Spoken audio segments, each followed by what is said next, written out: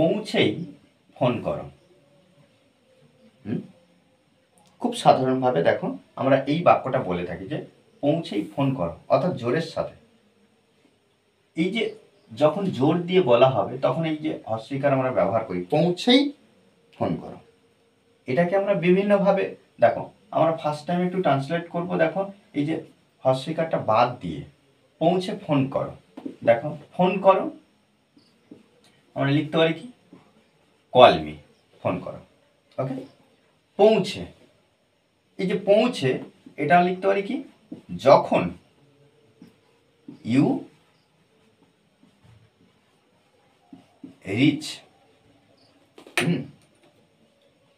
Rich মানে কি, পৌঁছানো।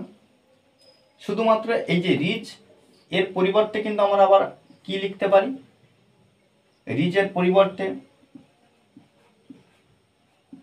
অ্যারাইভ, অ্যারাইভ ব্যবহার করতে পারি।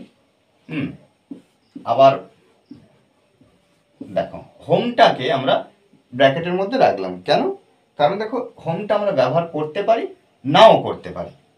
ঠিক আছে, বাড়িতে পৌঁছে আমরা বলতে পারি, বা পৌঁছে যে গন্তব্যস্থলে যেখানে সে পৌঁছাবে, যাকে বলা হবে যখন যেখানে পৌঁছাবে সেখানে গিয়ে, সেই গন্তব্যস্থলে গিয়ে কি করবে না ফোন করবে। তাহলে হোম ব্যবহার করতে পারি নাও করতে পারি।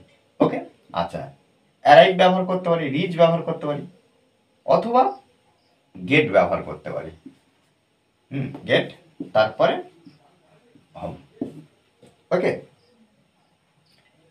এবারে আমরা দেখব যে পৌঁছেই যখন এই যে হস্যইকারটা থাকবে তখন আমরা কি করব, এই যে হস্যইকার অর্থাৎ এমফাসিসড, জোর দিয়ে বলা হচ্ছে যে পৌঁছেই ফোন করো অবশ্যই।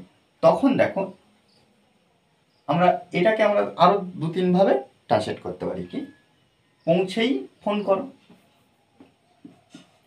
Do call me, do call me when you reach, অথবা আমরা লিখতে পারি কি arrive home। ওকে, 1 নম্বর আমরা লিখতে পারি। এখানে ডুর জন্য আমরা কি করছি না, এখানে হস্যইকার ব্যবহার করা হচ্ছে যে জোর দিয়ে কোনো কিছু, কোনো এই যে ভার্বের সঙ্গে, ভার্বের আগে আমরা ডু দিয়ে যখন এই বিষয়গুলো বোঝাবো তখন কি জোর দিয়ে সেই কাজটা করানোর কথা বলা হচ্ছে বা করার কথা বলা হচ্ছে।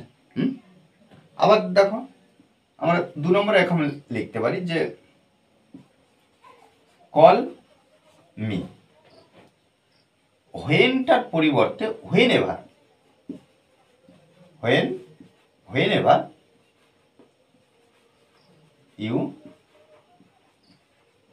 রিচ, অথবা অ্যারাইভ।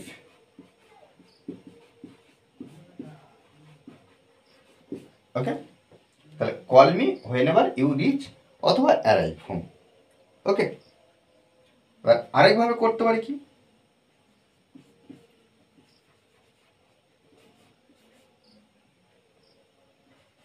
কল মি হোয়েন, আচ্ছা কল মি এখানে call me as soon as,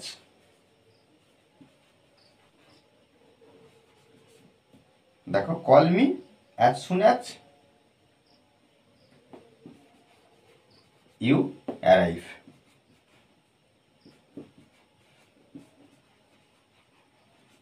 ওকে, দেখো